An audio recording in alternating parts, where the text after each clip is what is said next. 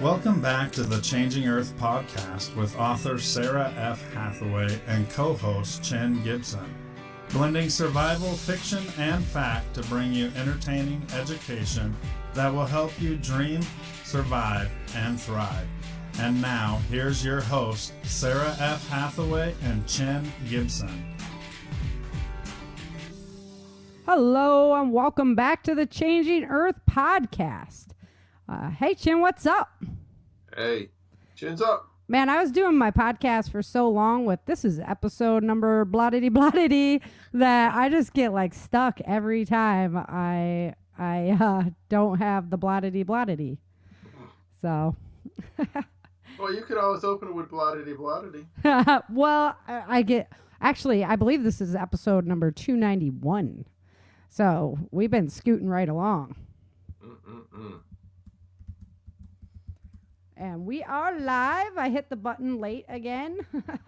So I'm trying to get used to all this tech stuff. You know, you gotta give me some leeway, you know. I'd rather be out in a garden somewhere than tech stuff. All right. Yeah. But 100%. I just had a conversation with my wife about that, how it's nice that I helped a friend build some stuff. It was nice to do like manual labor as opposed to computer labor. Right. Yeah, I'm looking at possibly doing a fight on April 10th. And I was like, dude, my arms are so weak right now because I haven't been out working on property, you know? I've been sitting in front of a computer. Right? Yeah. Yeah, I've been cutting wood. I know. I haven't been out like 40 acres going crazy. So, so now I got to, really put it in gear to get myself ready. So we'll see. I don't know. I'm still not sold, but Ro really wants me to do this fight. So we'll see. I don't know. I don't know. Get a cage. When was it? April 10th. And it's not like it's like a fully padded fight. It's like a sister school. So it's not like a MMA fight, you know. So you're fighting a bunch of nuns? Yeah. I'm gonna be fighting some nuns, and I'll wear my habit, you know. No. I have a fighting habit. yeah, I do. No, I'm like you wear your helmets, you know. Those are the fights that I've been in before, you know. Taekwondo, we go fully padded, stuff like that. So. I don't know. You guys can give me all feedback about it. Like, go for it. I don't know. I'm feeling a little. I'm not sold yet, but Ro really wants me to do it, so we'll see. We'll see what happens. So. Now you can go. All you need to go is to Bed Bath and Beyond or whatever that store was. Right? I was like, why don't whatever. why don't any of these cool fights break out when I'm around? I'll be just taking people out today, and it was like this lady and her daughter fighting like the clerks at the soap store, fragrance store. From what I understand, it started because like two ladies, like one lady said the other lady wasn't social distancing enough. Yeah. So I'm like, oh, geez. People are freaking crazy. And it was in Scottsdale, Arizona, which is kind of a la-di-da place. It's not like it was in They were in like downtown urban center, you know. Yeah, it was kind of like hoity-toity outfits and stuff like that too. It wasn't like wearing your camos into the local Sam's or something. Yeah. So that was interesting. His daughter jumped in, which I mean, of course. Yeah, dude, I'm gonna like I'd be like, you touched my mom, that's it, man. That's on. That was like, no.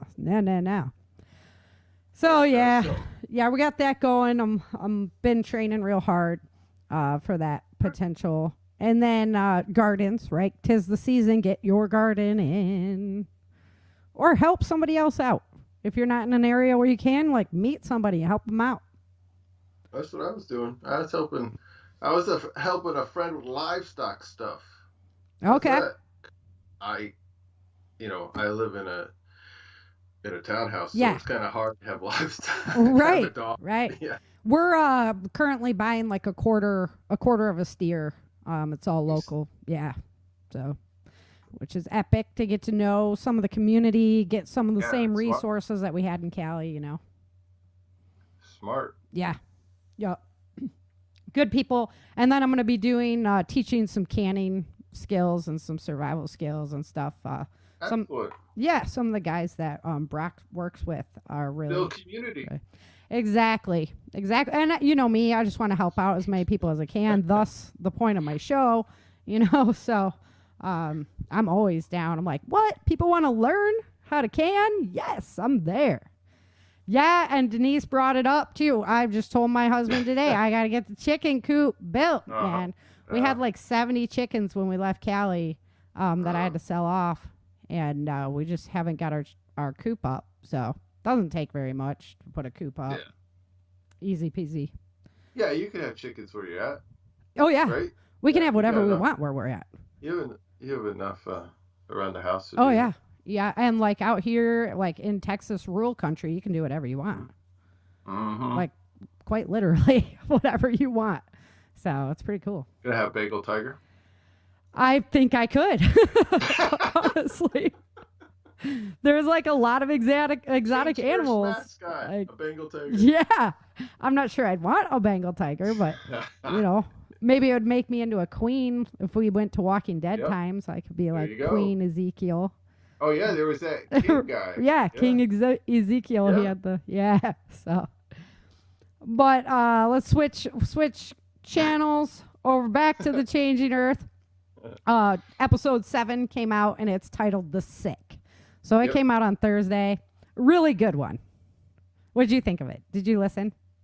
It was good. I think I listened to it. Yeah. They were in the hospital throwing up in a bucket. Oh yeah. Yeah, you're the doctor there. Yeah. See that? Oh, that's scary, dude. Can you when I say so about you're strong enough to carry the bucket around or something? Take the bucket of water around and give everybody, because you don't have very many hazmat suits. Oh, no. Yeah. So I picked some things out of the story for us to talk about, because I think it's great to learn from story. It helps you remember, and it's better than, reading a book stereo instructions. Erica's part of the story. Yeah. This is what in the book. This was one of my favorite parts. Yeah, the river compound. Uh-huh. Yeah. Yeah. I know, it was really cool to bring it to life. Horses around the horses and Star and everything. With the explosion. Yeah. Yeah. Guy, kind of like that. It was cool to bring it to life. So. Yeah, I like that. So one of the things, speaking of Erica's role, is I was like, would you want to interact with people or not? Yeah. What's the risk? And then like your personal values, like, do you help people or not? How does that affect you? So I wanted to just kind of pose it as a question, because I think that everybody's going to have to make a personal judgment here. And it really depends on the group. Yeah. It depends on a lot of things. So there's so many variables that you'd want to consider there, that it's a good psychological exercise to just think, like, would I want to help or not? I'm like, I'm always like, what are the indicators that would steer me away from helping or encourage me to help? Right. And then when they're like going to leave together, Erica's like, well, I don't have that much stuff left. Yeah. So you can even use my horse, Yeah, cart, yeah. Yeah, that she's even more giving of herself. Mm-hmm. I'd like to believe that I would be that way. I really like to help people. But how much do you put yourself at risk when you're doing that? Because like Erica waltzes in. Yeah. They could have totally like just taken the horses. Yeah. So that was one of the things I was like, this good mental exercise for everybody to kind of think about. Yeah, because she didn't really like recon them. She kind of just went in there. Yeah, it was like, oh gosh, this is going to happen, and I need to jump on this right now because it's going to happen tonight. Yeah. Yep. So she didn't really have time to do any recon. So, but she could have just waited and avoided the situation, So that it's a total mental. What would you do? And then we jumped into Swenson, and he's with Nate. And this is like a cute story to kind of give you the background behind his whip. And, right? And also, yeah, she'd be careful. Just like when you almost got it in the kitchen. She bites. She bites. Yes, they do. They bite. But on that note, I was like, it's a good idea to learn another weapon besides just firearms. Yep. Because if you don't have bullets, you have a club. Yep. So do you know how to wield a club? Some training with an alternate weapon is probably a really good idea. And then I shoot bow, but I shoot compound bow. Compound bow has a lot of moving parts with it. So in my thought, it's like as simple as you could get, right? Like recurve. Yeah, recurve, longbow. Mm-hmm. Crossbows have lots of moving parts. They take a lot of energy to pull them. Did you see it was just Fred Bear's birthday? Yes, I did. Uh-huh. And the bows that they were giving away or that they had like for sale, discounted, all that stuff? I'm like, I have one that Fred Bear made my grandpa. I had one. I know. That's why I said it to you. Yeah, it's so awesome. I was like, that's exactly how we did make them. Mm-hmm. Yeah, Fred and my grandpa were good friends, so. That'd been cool. So then Burgess and his team, they come rolling up in this town. It's like a ghost town. Yeah. So I was really thinking, like, I started reflecting on, like, my town and what is your town going to look like if we had a collapse? Crazy. Yeah. No, it will. I mean, this summer we had some crazy going on. It wouldn't be pretty. Right? I love it. Knitting needles. Yeah, Denise. You could just stab somebody in the eye. I have like a little knitting needle on my keychain just about. She's got me laughing. Chicken. And at the end of my one book, most people that listen to my podcast have read my books, hopefully. Nancy takes out Tweed with the letter opener. Yep. Yeah. I mean, you don't know. That's why I like using Eskrima sticks, because you can pretty much implement anything as an Eskrima stick. So. At work, they were. The pens. They had. I have like a 7-8 inch long pair of scissors. There you go, dude. I'm serious. Yeah. They had them in the supply bin. I'm like, I'll just store these at my desk. Right? Yeah. If anyone needs scissors, I got them over here. I'll just keep them so we know where to find them. Yeah. Mm-hmm. I kept an actual knife in my drawer on my State Farm desk. I mean, where I work, I can't. It's like a corporate office kind of thing, and you can't. Well, that's fussy about what you can actually have and not have. Well, this was like a steak knife. So like, if I have something for lunch that requires a steak knife, it wasn't like my commando knife for, like an Outback Steakhouse, one of those huge. No. It was like regular old. So it didn't look like suspicious, No, that's good. Yeah. Yeah. Because I was like, well, if somebody goes nutso, I mean, we had some nutsos come in our office. Yeah, it happened. Well, insurance, if they're, they get pissy. Treat me right. Mm-hmm. Yeah. Yep. Okay, so back to your community. What's it going to look like? We've all been kind of like teased with supply chain breakdowns right now, and what that kind of looks like and feels like. And for most of us in America, we haven't experienced that before. I never really experienced that in my life. I mean, I lived in Michigan where we had like ice storms and you'd be like, iced in for a week with no power and that kind of stuff. But not really like supply chain breakdown where it takes time for the grocery stores and stuff to recover and recoup from these things. Yeah. Like COVID did, like this ice storm did. I mean, I went yesterday to go grocery shopping and I needed like some specific things. They're just not there. I just read an article that the foam needed for car seats is going to be a short supply because y'all in Texas with your power outages. Yep, and the transistors for the trucks and stuff too. So be careful actually buying the modern cars. I was listening to somebody talk about like the electrical car, and like in 8 years when you need a new battery for it, is that even going to be available? Or are you going to have to like do a whole new electric car? How efficient is that? So I was like, whoa, I don't really think about that. I don't have anything new. Yeah, no, I don't. All my vehicles are like. Yep. I don't care, 90s, man. They're reliable. Reliable. Yeah, the foam for the car seats. Yep. Yeah. So I was thinking about like blacksmith trades, and remember, if you read stories from back in the day, there used to be somebody called a tinkerer, right? And this was like, what? Tinkerbell? No. Like Tinkerbell. Like a tinkerer. He like came around and, like would repair your pots and pans. Yep. He made like spoons and metal utensils and stuff.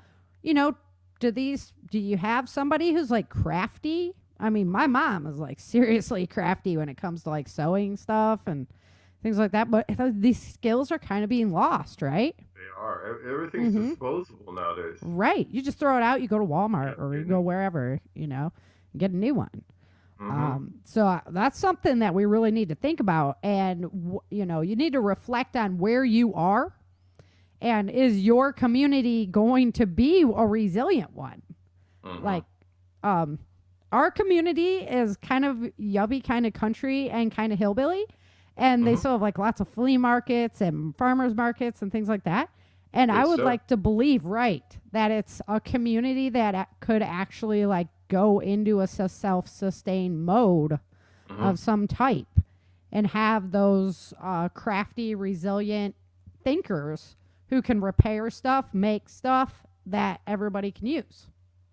So, yeah. So Denise says she grew up with a grocery truck coming around, and that's kind of what I'm talking about. We're going to get to that later, actually, because right now I had a milk truck. Yeah, did you really? I did.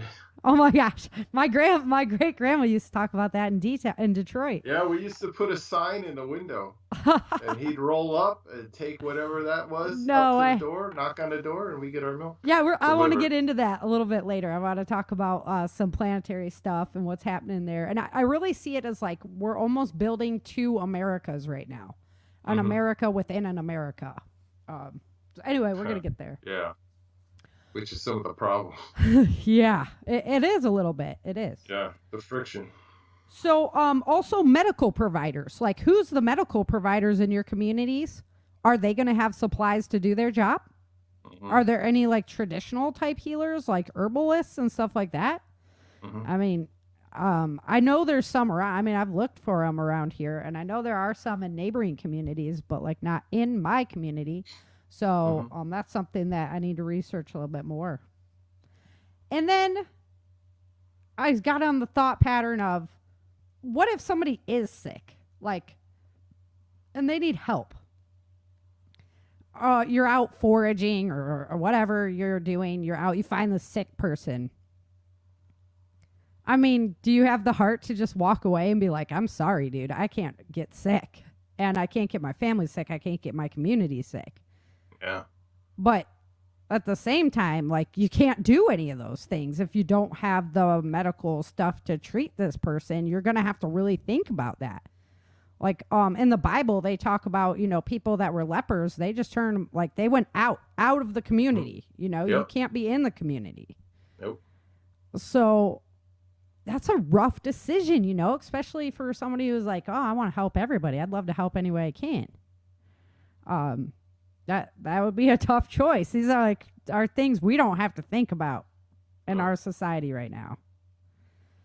It'd be interesting to see, like, if they face those kind of decisions, like, in poorer countries, Sure. Or if, I mean, even think about, like, you pass somebody on a road that broke down.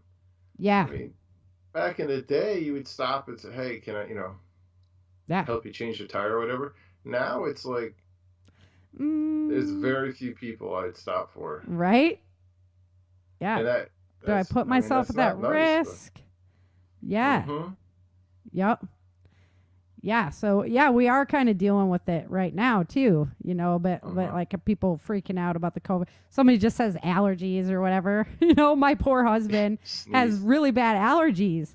And for some reason, like whenever we go into a building that has circulated air, he starts sneezing and it's like, freaks everybody out. Yeah. Yeah. So it's true. We have been kind of like that lately. All right. And then, so the river community and my story, they decide to leave the area that they're in. Like, that's a huge decision. Yeah, because they had quite the little setup there. Right. And yeah, it was summertime, wintertime's going to come, the river's going to rise, so you have to do like area assessment. Are you in a good area that's not going to flood when that season comes in? What resources do you have?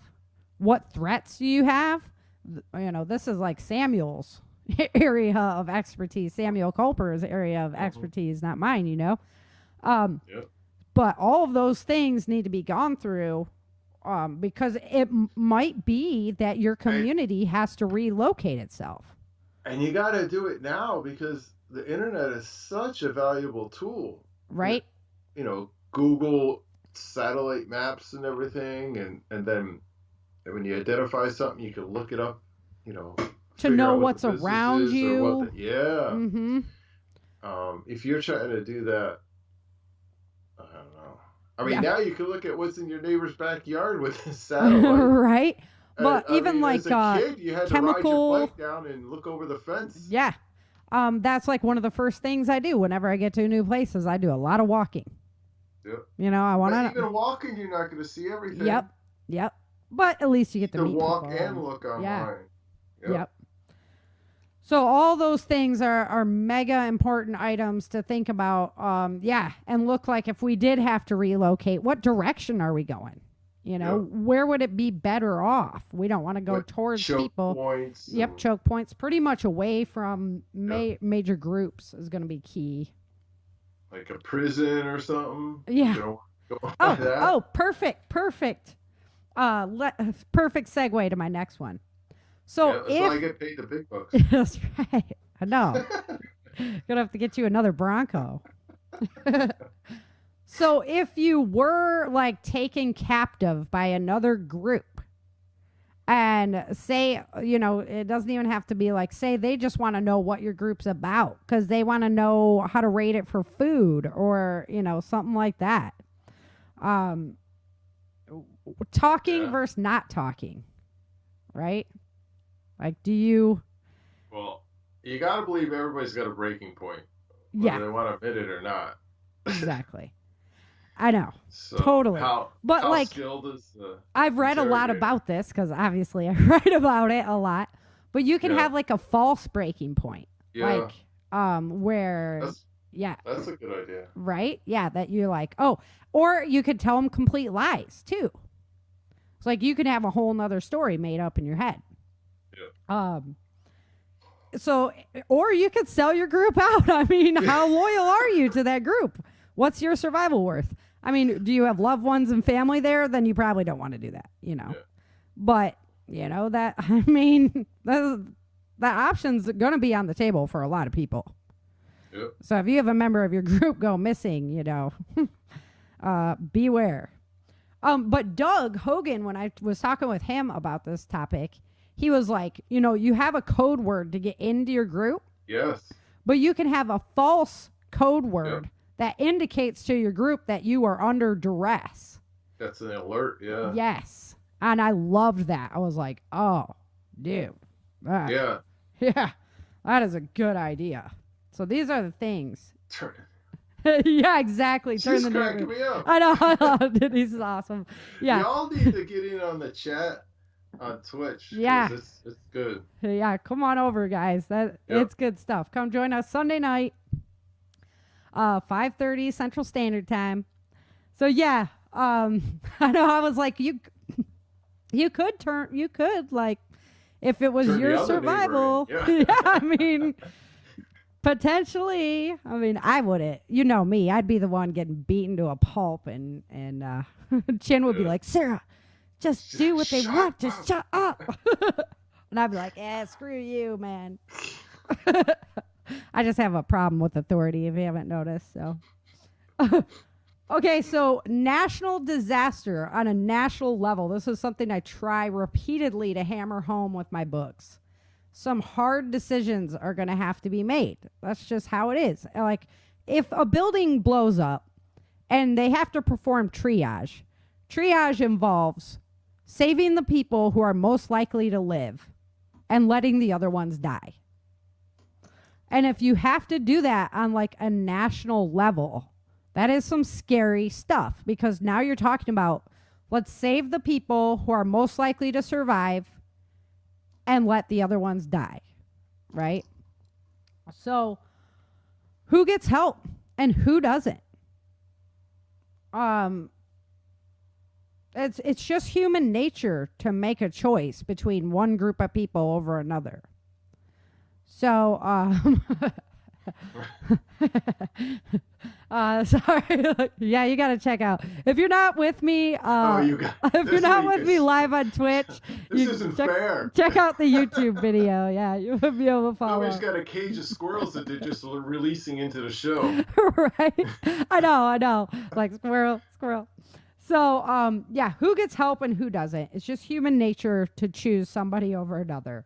And whatever we put that decision upon, Denise, we're going to make that decision. So, but COVID's an exact example of what this choice, like you heard about more cases of patient exploitation coming out of lower income hospitals than you did higher income hospitals, which is sickening, because the more people that they put on vents and let die, the more people or the more money they got in subsidies.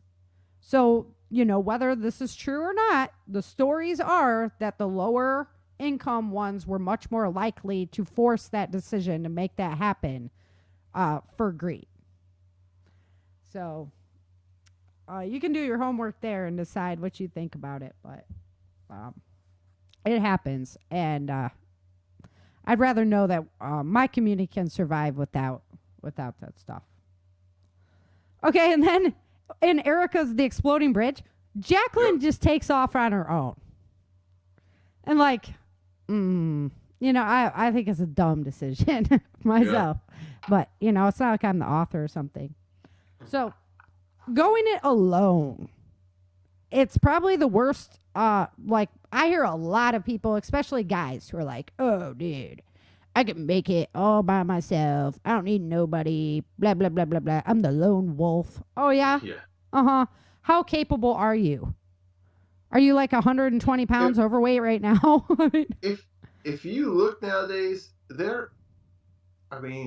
people run in packs. Yes. The bad guys run in packs. Even now.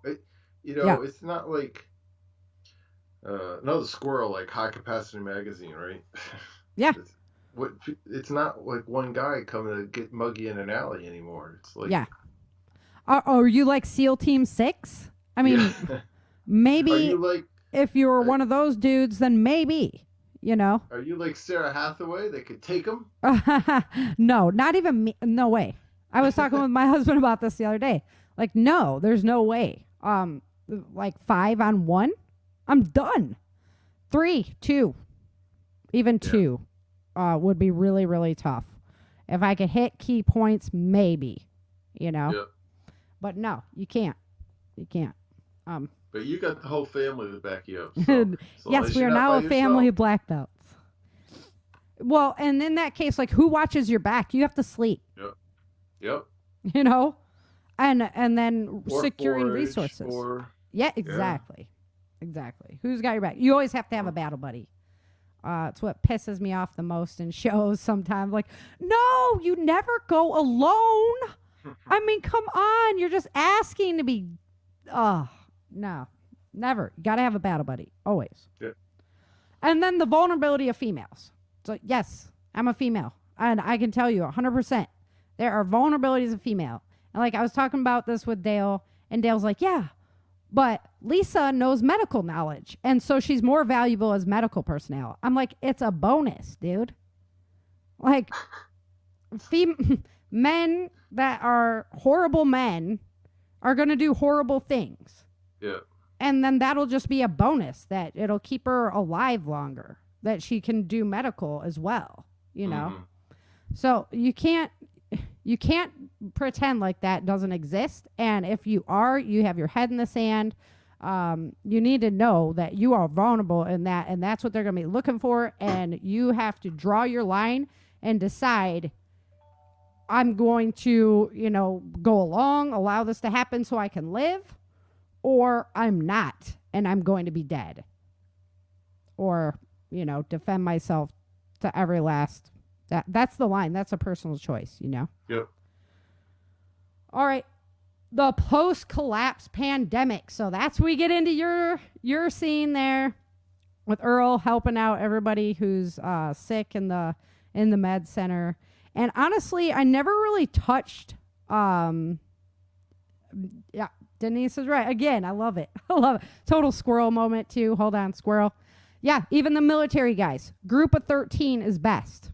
That's what they usually go with. Not with singular people.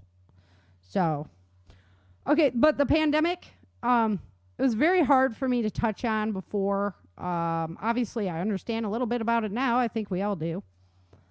It's really one of my biggest fears in survival. Because how helpless are you at that point? In a collapse situation, supply chain breakdown situation, we're not going to have the meds. And, you know, I tried to like stock things up before like the pandemic and stuff. We go through stuff so fast. I know, right? Right? Yeah. You'd have to like buy, you know, like cases of this on hand. Yeah. So it's going to be, you have to turn to natural stuff because that Mother Nature will provide for you. Right? Yeah. So, another thing, if you listen to Dr. Bones, so you have to create like this quarantine area. And then you have to be able to like maintain the quarantine area. So you have to have like suits or something that you can shed off so that you're now clean when you're coming out. Bleach by like the gang loads. Yeah, for cleaning. Yeah. And that doesn't store forever. So how do you know? Do Exactly. you get the pellet form or the liquid form? Yeah, the pellet form is what I've found works the best. It stores the longest. Get the white stuff that doesn't have all the extra chlorine or all the extra pool additives. Yeah. But the pellet form stores the longest. I mean, and you only need a little tiny bit in a gallon of water. So I should do some research on that a little bit more on like the ratios from the pellet to the liquid. You know, what's the difference? What amount are you using? But bleach, you're going to need a ton of it, like a ton of it. Then everybody who goes in and out of that is going to have to know those procedures for going in and out of in a quarantine area. Yep. And not only is it like super hard to set up anyway, but you have to have all that stuff on hand. You have to have those suits on hand. You have to have people trained that know how to do that on hand. There's like a special way to take off your gloves to do everything. So, and then like say your wife gets it. Are you just going to stay out of the quarantine tent? You know, if my son got it, I'd be right by his side. I would be like, okay, I'm out. You know, because. Well, you're going to have to figure out how you can do it minimal exposure. Right. I mean, know. If you get it and you're dead, you're no good to your son or your wife. My wife. Yeah. My poor wife. I mean, it's it's a modern age. Yeah, I know. So. Yeah. Brock would not be happy with you. But you know what I'm saying. No, I mean, for real. You have to be smart about this. You For can't real. just like run in and. I know, but man, it's my kid, dude. I understand. I just Sarah, you're gonna have to go through this thought experiment. I know. I'm just. Because if you're dead, what good are you? I know, but if he's gonna die, I'll probably just go right with him. You know. I don't know. It's a tough one. It's tough.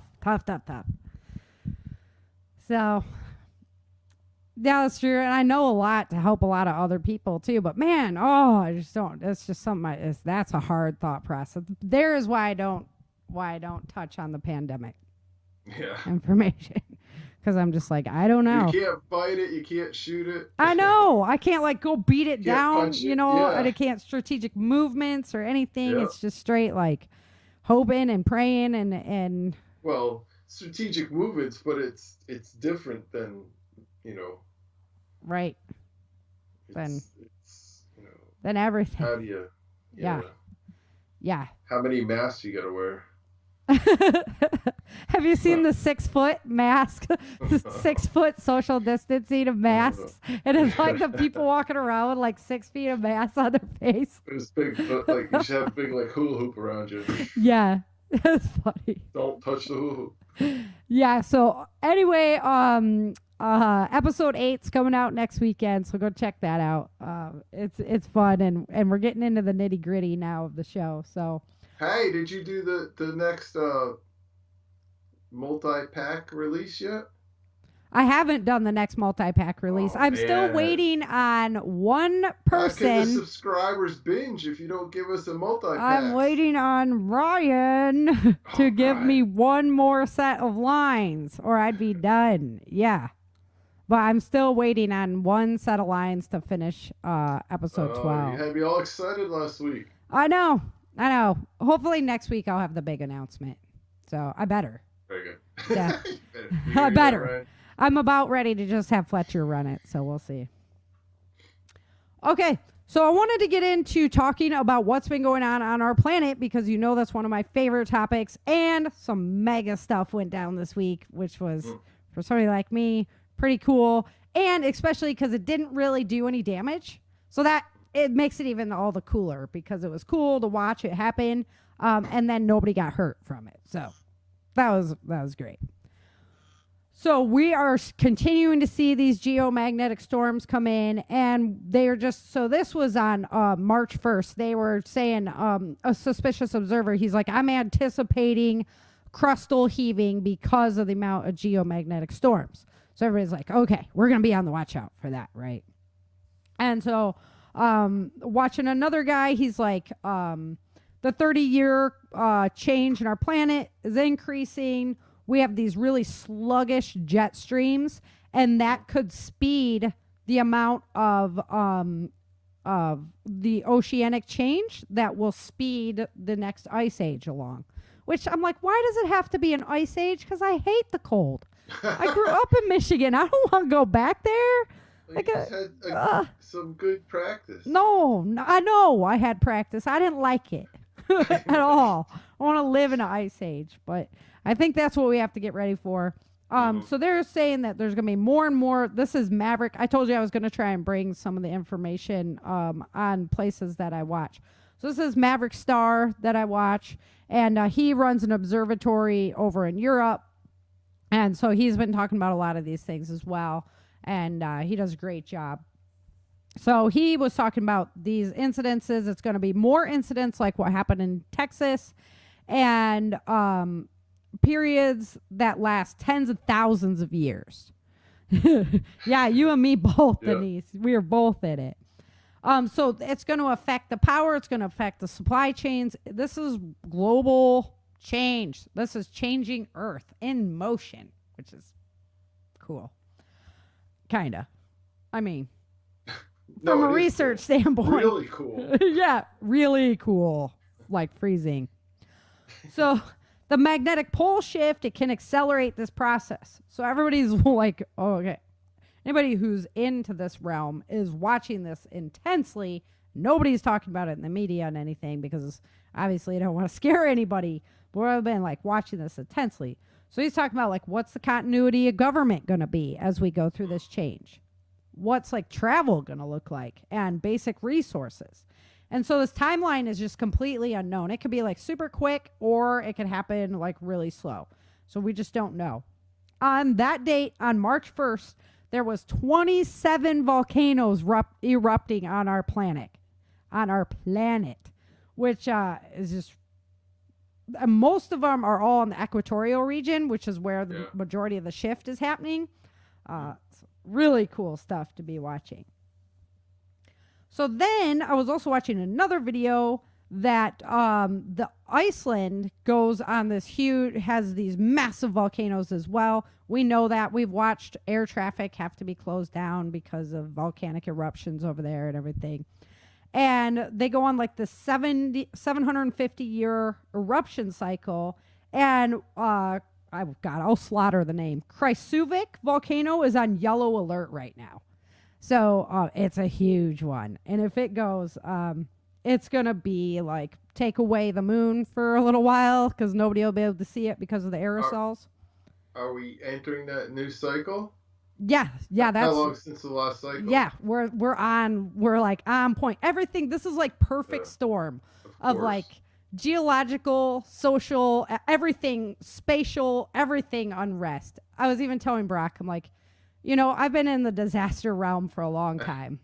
And I've studied a lot of things. And I've been told a lot of things that like, oh, it's coming, this is coming, that's coming. But like right now, there are so many things all aligning. Yeah. That I know. I'm like, used to be like, what are you planning for? This or that? This or that. No. Like, how about the whole damn encyclopedia? How about everything? Yeah. Yeah. That's what I'm saying. Like, we have got to local food. We've got to slow down. The people that are in the know. We've got to slow down and make sure that our communities are getting ready. Yeah. So, the historic, you can see this. There's many historic dynasties that were ended when the volcano erupted 750 years ago. In China, in Europe, in the Mediterranean, all these big dynasties that suddenly just boop, no more. When this volcano erupted. So that's on the docket as well. Then I'm going to kind of shorten some of this because I could go on for days. So it's the spinning. Remember how I told you the Earth was spinning too fast? It's increased even further now. So every time they check it, it's just getting worse. Okay, which we don't notice. This is like milliseconds. So we have no idea. But the magnetic structure of our planet does, and with the magnetic poles flipping, they're not just wandering like Brian Duff was poo-pooing me, about the magnetic flip. He's like, oh, there's so much other political stuff that's taking precedence. I'm like, dude, none of that is going to matter if this causes like global reset for our planet, not our economics, okay? None of that matters anymore. So I hate to call him out, but I was like, dude, come on. Like, at least give it a little bit of your attention, So we're still going faster. Then on 3/3, I thought this was really important. On March 3rd, a 6.3 shallow earthquake hit Greece. Now, that's a pretty big earthquake, right? That's doing some damage. And it was shallow, so it did damage. The shallower ones do more damage on top of the planet. The deeper ones don't do as much damage. So there was record flooding in Kentucky. The Galapagos, they also saw, they were doing tests there. And in 2018, some of their eruptions caused an instant 6-foot change in their land masses. So certain areas just, whoop, yeah, instantly. So it's just kind of it just shows you how fast things can happen when it happens, right? Everybody's like, oh, this happens slowly over millennia. No, it could happen like blam. I think that's important because, it's kind of the basis of my stories and everything is like, it can happen really fast. All right, so So the science realm that we're dealing with right now, 1% of scientists control 1/5 of everything that's put out. So or control 1/5 of all citations globally. So the majority of the mainstream, what you're getting fed from the science realm, is all controlled by just 1% of the scientists out there, which is disgusting because, it's like our media. You're not hearing the full truth on what is really going on. So James then, over at Prepper Broadcasting, he does his show on the tree, right? So they found this tree, and the tree readings are showing that it's the 12,000 year cycle, just like I've been saying, the 12,000 year cycle. And at that time is when they went into caves a lot, and they were using ochre, right? It's this red clay, and they did a lot of handprints in this. And the article was saying how they could have been using it on their skin as a sunblock. And so that's why it was so prevalent at that time, because it was the sun. So that was just kind of crazy in itself, right? Okay, so then we keep going. We have the sun's going through its cycles. It's starting to charge up right now, as it is with some ejections. Then on the 4th, an 8.4 earthquake hit off the coast of New Zealand. 8.4.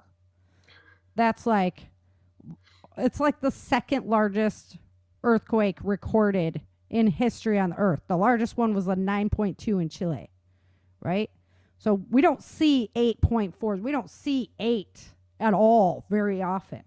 And in that same day, there was enough earthquake activity to last for a whole year as far as what we normally see in large quake activity. So it's like, okay, like here's your sign. Here's your sign. And the cool part about it, when that earthquake hit, you could see it affect the seismographs of volcanoes all over the world. Mount St. Helens, Mount Rainier, all of them, right? It was crazy stuff. So there was tsunami warnings issued. Luckily, no tsunamis came of it. There wasn't enough. So there has to be the ocean floor deformation to cause the tsunamis, right? Thank God, that didn't happen. It was really just a really cool earthquake that hit out there and didn't really hurt anybody. So it was good stuff as far as it goes. One of the other things I've been studying about is when our magnetic field decreases because of this polar shift, and we do get hit with this seismic activity. After a coronal mass ejection, heart attacks actually increase as well. So that's we're all connected, right? Mm-hmm. So that was pretty interesting. The Bay of Bengal is where the North and South Poles, that's where they're headed. They're expected to meet there. That would be like the new North Pole, unless they do decide to go back to where they're at, but they're not showing any signs of doing that right now. And we are getting hit by more of the spatial energy, so it is happening. And so what does this mean for planet Earth? Well, right now, we have some major things going on with our food industries. And if you want to really know a lot about that, Christian, the Ice Age farmer, he talks a lot about it. And Russell Brand, Russeil Brand.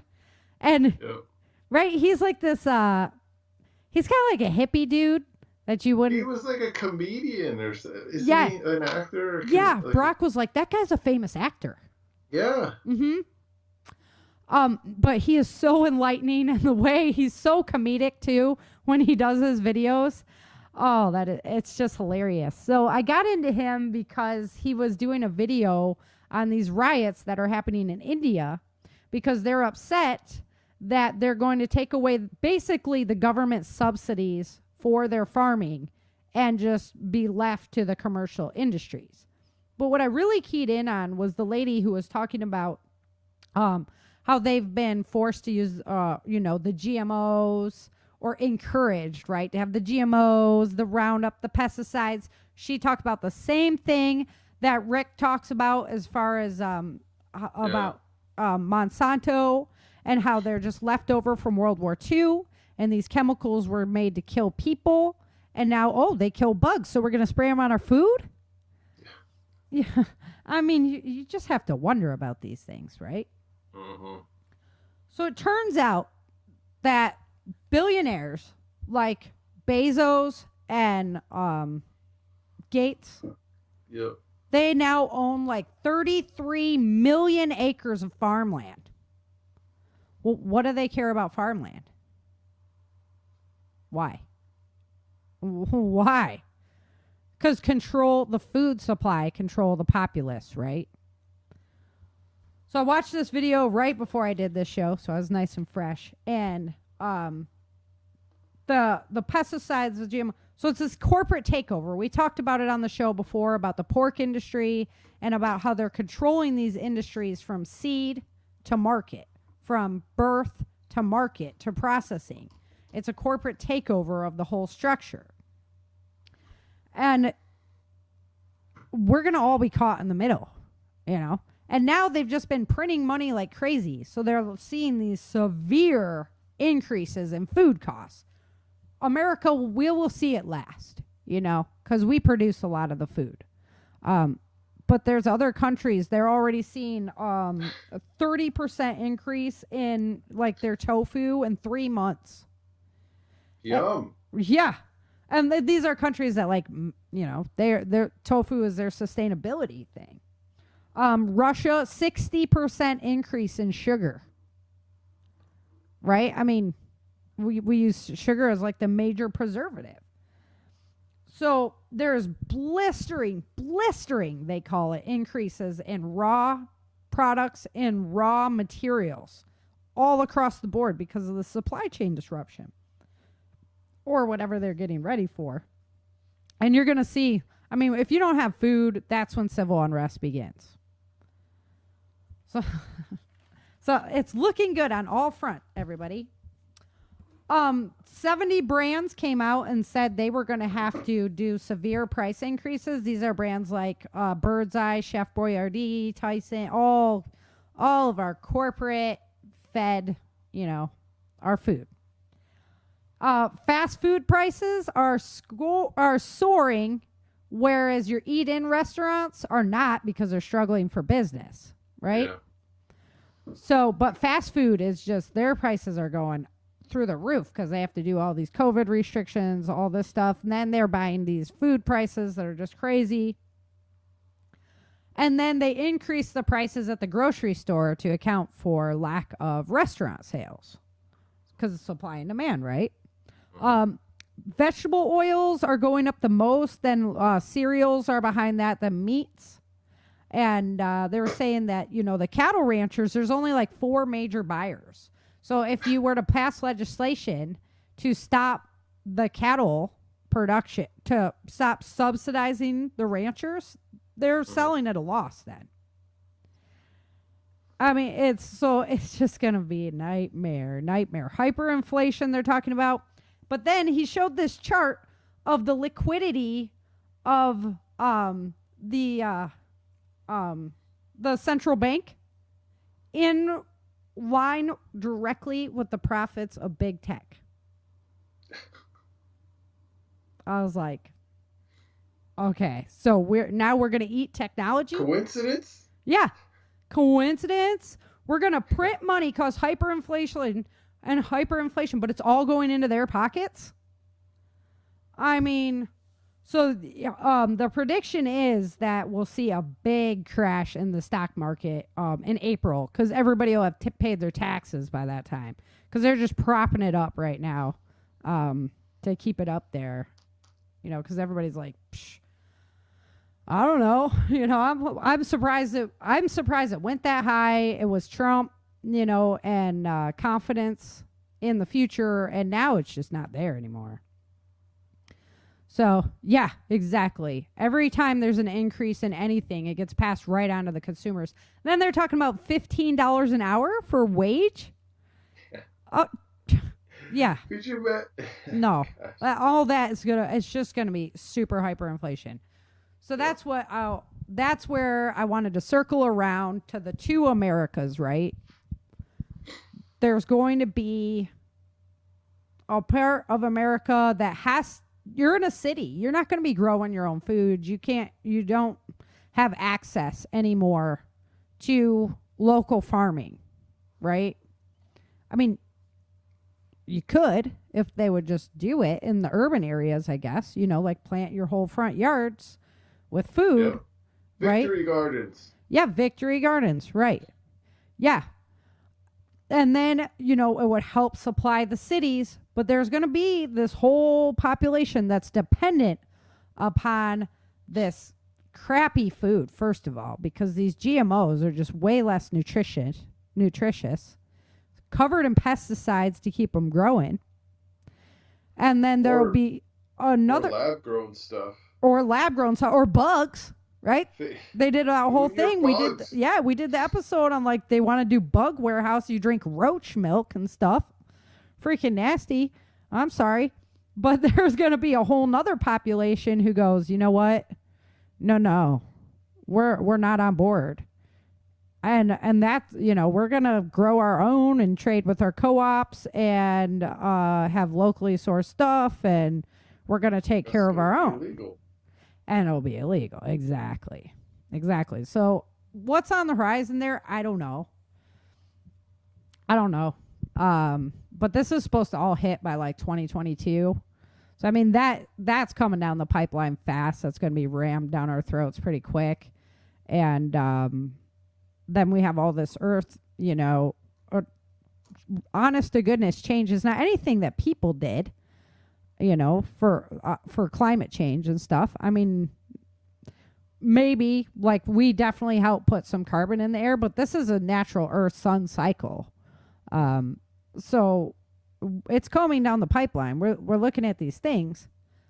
We can get organized and deal with it, but I don't think the greedy people see enough profit in doing that. Mm-hmm. So they'll just lay back and be like, well, whatever. They're buying up huge spots where they can build self-sustaining communities themselves. God, what was that town we did the article on that Gates is building in Arizona? Yeah, the whole town. Yeah, it begins with a B. It was some you thought it was from some movie or something because the name was so. Yeah. And it has access to coal and all the natural resources that you need to do a self-sustaining high tech community. Mm-hmm. I don't know. It's very overwhelming though. I will tell you that much right now. I'm like, what you need to do is just enjoy your day. Hug your loved ones really close. And just appreciate the small moments. And like you said, your idea for the show, I actually loved it. You said, have plans, but be able to adjust to life. And I think that's really it. We got to forge ahead. We got to plan for status quo. For your food production, chickens, get those things going. If you can do, a beef or a pork, do that as well. Get these things going, forge ahead. And then if you can't do that, you're like, dude, Sarah, I live in a townhouse like Chin, right? How am I going to do these things? There's local people around you that can, and they need help. And you can develop the relationship with these people now. And you're going to be much more likely to be accepted into their group in the future. These are the people that you want to know. These are the people that will have, the products that you need in the future. And then you could be the tinkerer or something like that. If you're not into growing food, you're not into that. Well, you got to have something to trade, because money, if we go into this inflationary period, is not going to have anything. It's not going to have any, it's going to lose its value. And if you have to if it's all it's going to buy you is roach milk anyway, I mean. It's even more worthless. Right? So that's all I'm saying. We got a lot to think about these days. And so I would just do the little things you can do to get yourself prepared. Hug your loved ones. And enjoy each moment because we have it going on, right now. There's a lot of things that need fixing, but we are a spoiled society. And we don't have to work very hard. You don't know what tomorrow brings. I mean, back in 2019, we thought it was bad, right? Yeah. Yeah, exactly. We had pandemic. We had and then 2020 Ice hit. Age test run, and yeah, and everybody's like, "Oh, 2021's gonna be better." I'm like, "You think so? Do you really think so?" I was like, "I don't think so, but you can be hopeful." And then it was, confirmed with our country, and now it's like, okay, well, you asked for it, so because I saw ourselves actually getting out of this hole, being able to confront China, being able to take care of these things. But now it's like, okay, so you got to shore up your community. You got to shore up yourself and focus on those things. Did you like my earth knowledge? you have the power. I've been studying all week. I take notes every day for my podcast. All week? You've been studying this changing earth stuff for... I know, but I was meticulous with my notes this week. You were meticulous. I honestly would have minored in geology if I had it to do all over again now, because I find it so fascinating. And now I found Bill's town. It's called Belmont. It's in Belmont. Arizona. Yes. Yeah. Can go up to 80,000 residential units. Residential units. Units. Yeah. I want to be a residential unit in Bill Gates' town. I would be so not. I would not be invited. They'd be like, "You ain't coming to my party." I'll be like, "Good." I'll be out with all I got friends in low places, man. Right. So, all right, guys. Well, that does it for our hour. If there's some specific you want to hear about, you want us to get into, go ahead and shoot us a shout out.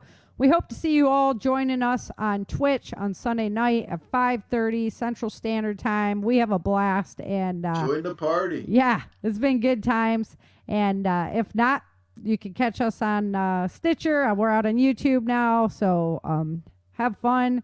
And until next time, remember, dream, survive, thrive. Thank you for joining Sarah and Chen for this episode of the Changing Earth podcast at www.authorSarahFHathaway.com. If you love the Changing Earth series and podcast, become a supporter while you're there.